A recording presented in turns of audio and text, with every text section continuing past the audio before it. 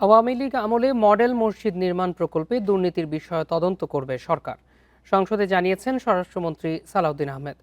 সোমবার সংসদে নোয়াখালী ২ আসনের এমপি জয়নুল আবদিন ফারুকের প্রশ্নে ধর্মমন্ত্রীর পক্ষে এ কথা জানান মন্ত্রী। স্বরাষ্ট্রমন্ত্রী বলেন, মডেল মসজিদ নির্মাণের নামে প্রকল্প ব্যয় ১৩ কোটি টাকা থেকে বাড়িয়ে ২১ কোটিতে উন্নীত করার বিষয়টি শুধু দুর্নীতি নয়, ধর্ম অবমাননার শামিল।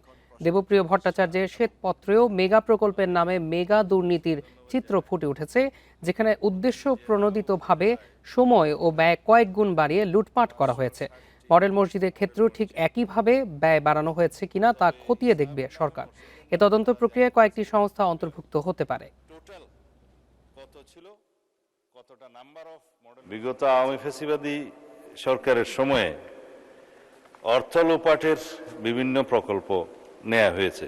আমি এখানে বলছি না যে পদ্মা সেতুর মতো দুর্নীতি এখানে হয়েছে, তবে ইসলামের নামে মসজিদের নামে তারা যা করেছে সেটা অত্যন্ত গর্হিত কাজ। মডেল মসজিদ অবশ্যই ভালো উদ্যোগ, কিন্তু এই মডেল মসজিদ নির্মাণের জন্য প্রকল্প ব্যয় প্রাক্কলন সেটা যথাযথ হয়েছে কিনা এটা একটা খুবই যুক্তিসঙ্গত প্রশ্ন।